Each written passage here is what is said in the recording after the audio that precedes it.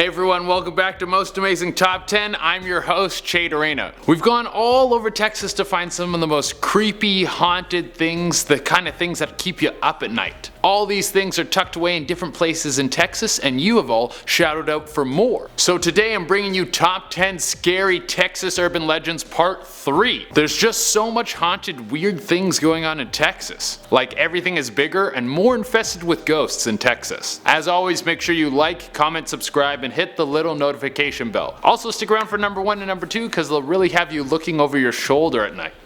And without taking any longer, let's get into it. Number 10, Summit Elementary School. This place is legendary for having the worst child art ever. It's said that the art made by the kids here is so awful that if you put it on your fridge will break down and you'll have to spend thousands of dollars on a new fridge. No, I'm just kidding, that's not the actual urban legend. It's way worse than that. The Summit Elementary School is an abandoned school and is one of the most haunted places in Texas. Nobody dares venture near it, except for those ghost hunter guys with goatees. There's a bunch of creepy stories tied to this place. It's said to be a very common stop for people who would commit racist murders against black people. In Texas? No way. Another part of the legend is that there's bodies of dead prostitutes stuffed into the walls. I would imagine that's terrible for the air quality. And on top of all this, there was a janitor who used to work there who would apparently throw kids in the boiler. There was a straight up Freddy Krueger at this school. But apparently they had a great Spanish program. Number 9, the Fanged Baby. Dude, this sounds like an opening to an X-Men movie. He had fangs, could crawl up walls, and do sick flips and stuff. I mean, I would want this kid. He would have a dope Instagram account of him doing a bunch of cool feral stuff, like hunting rabbits and seeing in the dark, and then he would be on Ellen. It would be like little Hank Williams times 1,000. Unfortunately, this urban legend doesn't end with you walking onto the stage of a talk show. This one follows a group of guys who were driving home from a camping trip when they saw something jump into the road. They swerved and missed it, but a few people in the car could have sworn that it was a little baby with fangs and blood all over its mouth. One of the guys was a little too curious and went back the next day to check it out. When he got to the spot, one of his tires blew, so he had to change it. After changing it, he was pretty exhausted by the whole ordeal, so he decided to take a nap in his truck. He woke up with a fanged toddler sitting in his lap. It then bit him in the neck and took off out the window. That dude should probably get that bite checked out. Nobody wants baby rabies. Number 8, Theater Center. This would make horror movies so much better. I imagine you get to watch a movie about ghosts in a place that's actually haunted by ghosts. Amazing. The Theater Center is apparently haunted by the ghost of an usher. The usher was killed in the theater by a jealous boyfriend when he was stabbed. On the bright side, this would mean you would get free movies for eternity. I mean, there's way worse places you could die. Imagine if you died in a paint store and then you had to haunt this place for the rest of time. The most exciting part of your day would be when they bring in the new fall colors. Wow, there's 11 shades of brown. Exciting. Number 7, Civil War Ghost. I guess the benefits of being a ghost after a war is you get to see how everything happened. You're either like, I can't believe what the world has come to, or you're like, man, I was really the bad guy this whole time. Over on the Thompson Island Bridge in San Marcos, Texas, a Civil War ghost is taken post and he will never leave. The backstory on this ghoulie is he pops up whenever a war is happening. So for America, that means this guy's working overtime. Also, it's said he can't leave because he made a promise to his brother that he'll make it home alive no matter what. I think it's time this guy took an L and just moved on to the afterlife. Next, we got Sarah Jane. We gotta go all the way back to the American Civil War. Sarah Jane was the wife of one of the soldiers fighting for the Confederates in the Civil War. One night she was in her home, she saw enemy soldiers approaching and she panicked. She had a baby in the home and she was worried that the men would kill her and her baby. So she snatched up the baby, put it in a wicker basket. She then rushed down to the river and hid her baby right next to the river. Then she returned home.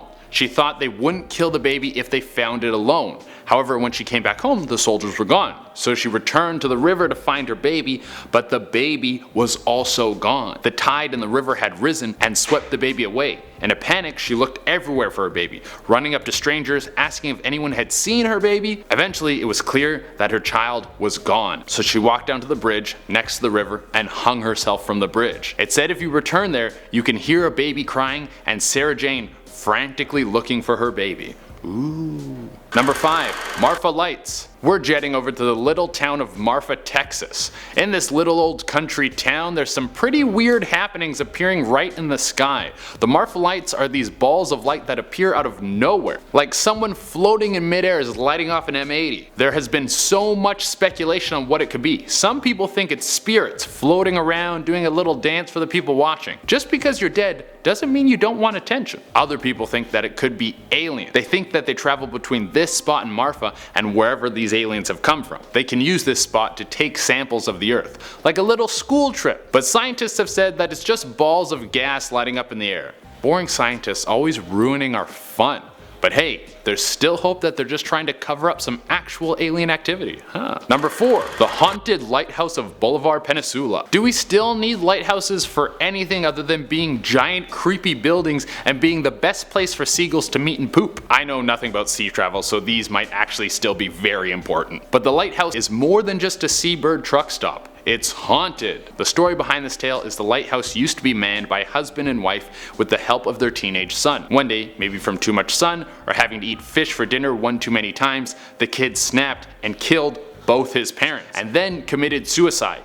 Now the spirit of the crazed teen haunts the halls or stairs or whatever a lighthouse has. The backstory on this is kinda loose. Some people swear it to be true, while others say it's just a tale made up by some kids who are stuck in a small town. The only way to find out would be to go to the lighthouse with some Monster Energy and a copy of Call of Duty and see if you can draw out the teen's spirit. Number 3. Camp Lulu Sam's. Camp's great, guys. You make a bunch of friends, you do a bunch of arts and crafts, and occasionally one of the camp counselors will go crazy and murder everyone. Yay! Who needs sunscreen? The legend behind Camp Lulu Sam's is it was an all-girls camp, and one night one of the counselors lost their mind and killed a bunch of the people at the camp. It says you can still hear the screams of children when you're on the property at night. However, if you check the history books, there's nothing about a mass murder at the camp. So this might have been made up to spook some of the kids who come to stay there. Number 2.